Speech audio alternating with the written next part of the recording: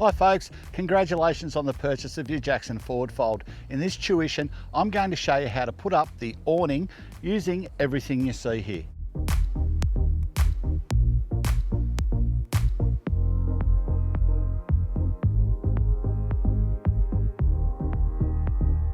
In preparation for putting up my awning, I've laid out all my poles in relative positions as to where they go underneath the awning.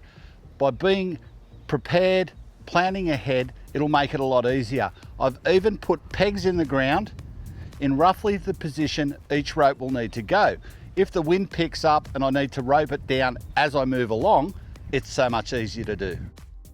To make it easier for myself, what I've done is I've backed off the spreader poles and lowered the bow poles on this side of the camper. So what it's done is it's brought this sock level down to a manageable height for me. Now at the very front and the very rear bow pole, our attachment point for this hook is actually a hole that's punched in the top corner of the bow pole.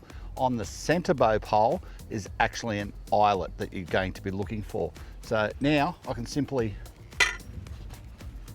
put my ridge pole in here, line it up with the hole in the corner, give it a twist, and now it's in.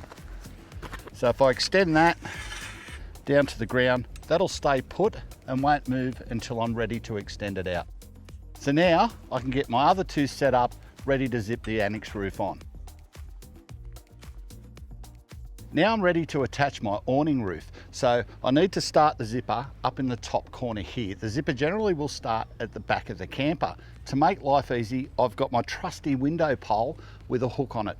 Once I get the roof started, I can hook this into the zipper and use it to pull the zipper along the length of the camper.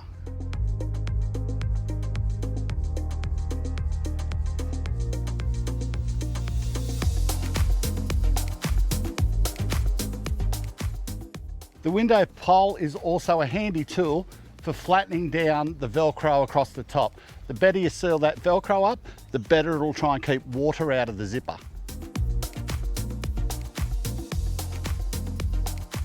For me, I find it by far easier to start with the middle ridge pole. That way, I can grab my spigot pole, place the ridge pole on top, and the canvas hanging either side will keep it upright on its own. Makes it easy to continue on. What I've also done to make life a lot easier is I've extended my poles to clear this hole that's drilled in here. What I can do now is when I put the canvas on, I can grab the little bungee hook and hook it inside there to keep the spigot on place. The front spreader poles on these actually have a little bit of an offset on them, and that's on the end that's furthest away from the wing nut. So the way to get the front spreader poles across the front of your awning right is to always put the end furthest away from the wing nut on the highest point, which here is the center pole. So now I've got that, can hold on to this, I can actually get the rest of my poles without losing control of the awning in case the wind blows. So now I'll just pick up my spigot pole and my next ridge pole and we'll get the corner up.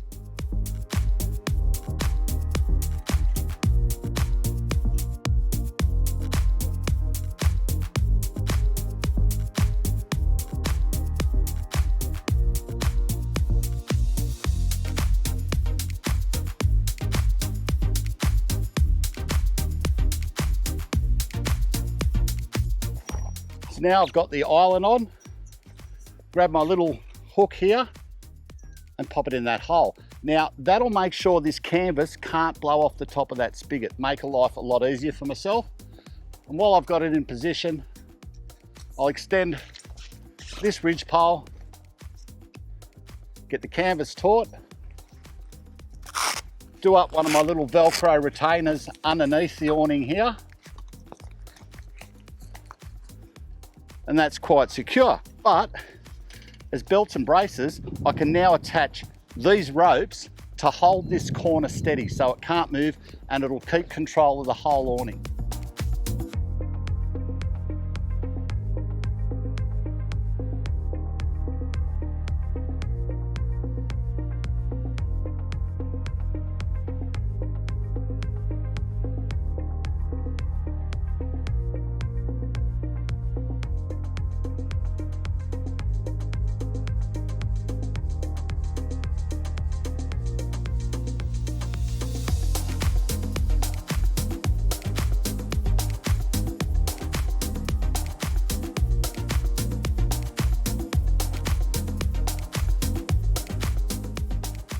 basically rinse and repeat of the other end.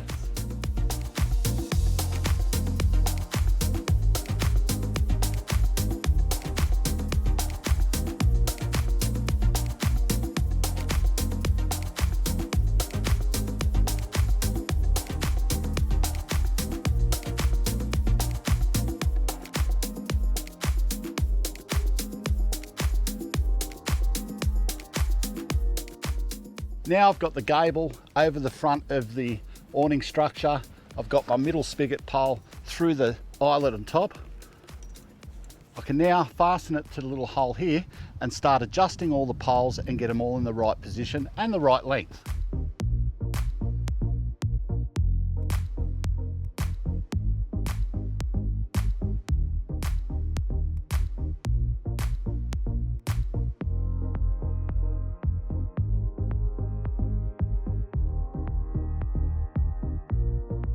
An important thing to remember before you raise your middle spigot pole too high is get your rope on top of the spigot. Otherwise, you won't be able to reach it. Now, what I generally do with my ropes is I'll put a half hitch in it. So that's simply go around the pole, back under the rope, then up and onto the spigot. Now, this half hitch allows me to rope it down and it will greatly resist the wind lifting that pole off the ground. It also keeps firm grip between the canvas and the pole. Also, it allows me to get my tent pegs a bit closer to the camper and still get a good angle and get them done up tight. So tighten them up and put the rest on. Now I'll jump back in the tent, put the poles back up to the proper height, then I can finish adjusting the height all around the awning. Now I can put my two spreader poles in down the center. Now what I do, when I put these on, I'll angle them. So I'll get off on an angle from the pole I'm attaching to and just push them on. Then lock it onto the next pole. What I've tried to do is line this pole up with the plastic seam seal that runs down along the stitch seam. Why I do that is the water won't be drawn through capillary action by this pole touching the canvas. So that's the best place to do it. Tighten it up and put the other one in. I want to explain the correct way to use this style of peg. It's a bent metal peg and they're very, very strong. They're quite a thick shaft on them. When you put these in, what you want to do is drive the peg in on an angle that where you bring your tent rope down to it, you're roughly 90 degrees to this shaft. Why so? When you adjust your ropes, the rope will rub on the shaft. It won't try and pull and bunch up in the corner there. If the rope pulls up into that corner, it'll tend to lock. So what you want is exactly what we see here. The rope comes down, so it will friction on that shaft. This part here, when you drive the peg in, you actually want a portion of that to dig into the ground, and that stops the peg turning and the rope coming off the peg.